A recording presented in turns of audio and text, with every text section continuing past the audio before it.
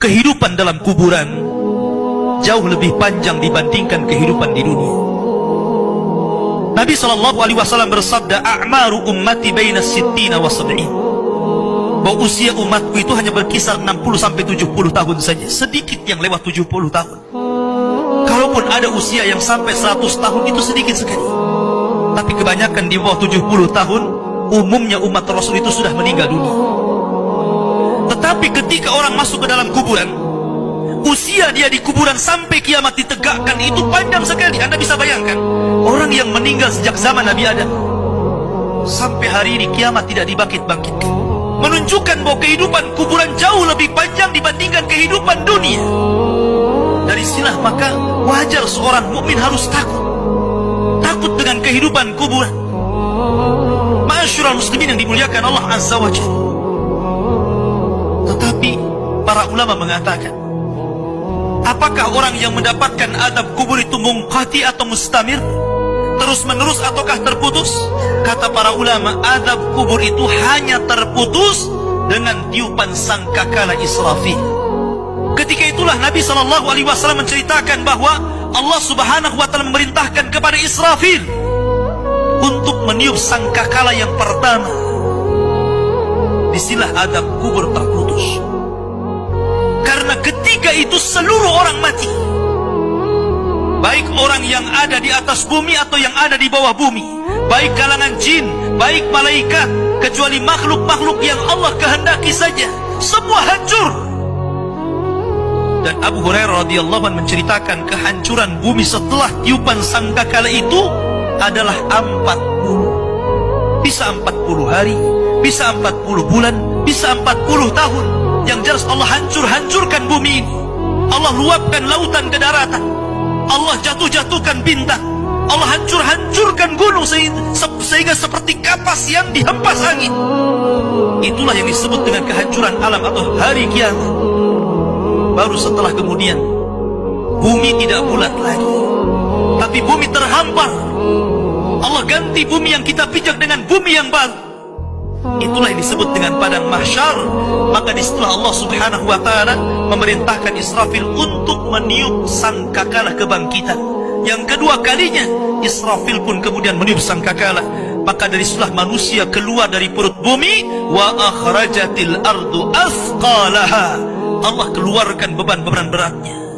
Disitulah orang-orang yang beriman, ketika mereka muncul dari kuburan, maka mereka akan berkumpul dengan keluarganya.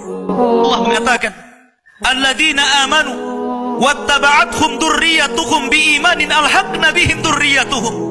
Orang-orang yang beriman, kemudian keimanan diikuti oleh keluarganya, oleh istrinya, oleh suaminya, oleh bapaknya, oleh anak-anaknya, oleh cucu-cucunya. Maka ketika mereka dibangkitkan dari kuburan, mereka langsung berkumpul menjadi satu keluarga. Dan itu sebuah ketenangan. Tapi orang-orang di luar daripada beriman, mereka keluar dari perut bumi seperti dua binatang. Pertama Allah contohkan dengan laron yang berterbangan. Anda bisa melihat laron apabila terbang di atas lampu atau di sekitar lampu. Lihat bagaimana cara terbangnya. Mereka akan saling tubruk dengan kawan-kawannya. Karena pada hari itu anak lari dari orang tuanya, suami lari dari istrinya, orang tua lari dari anaknya. Terkadang mereka bertubruk satu dengan yang lainnya. Yang kedua seperti belalang kal jaradil muntashir. Pertama seperti laron dulu, lari sana lari sini, yang dari barat ke timur, yang dari timur ke barat, yang dari selatan ke utara, yang dari utara ke selatan. Mereka kacau sehingga mereka mengatakan, ya wailana man ba'atsana min marqadina. Celaka, siapa yang membangunkan aku dari tidurku? Tapi orang-orang yang beriman hanya mengatakan, hadza ma wa'adar rahman wa sadaqal mursalin. Inilah janji Allah kepada kalian dan benarlah ucapan para rasul. Baru setelah itu dari padang mahsyar berteriak seorang yang Allah suruh untuk berteriak. Mulailah kemudian mereka teratur. Maka mereka akan berjalan ke satu titik. Disitulah yang disebut dengan padang mahsyar. Mereka akan tinggal selama 50 tahun telanjang, kembali tidak dikhitan, tidak pakai sandal, matahari dekatkan 1 mil, keringat bercucuran, tidak ada makan, tidak ada minum, Mereka berdiri 50 tahun. Sehingga akhirnya orang-orang saleh mereka berkumpul, datang kepada Adam minta syafaat. Adam memberikan udzur, tidak sanggup memberikan syafaat. Kata Adam, datanglah kalian kepada Nuh, karena dia Rasul pertama dalam Islam, Rasul pertama setelah Adam. Maka mereka pun kemudian datang kepada Nuh. Nuh pun memberikan udzur, datanglah kalian kepada Ibrahim, karena dia Khalilur Rahman.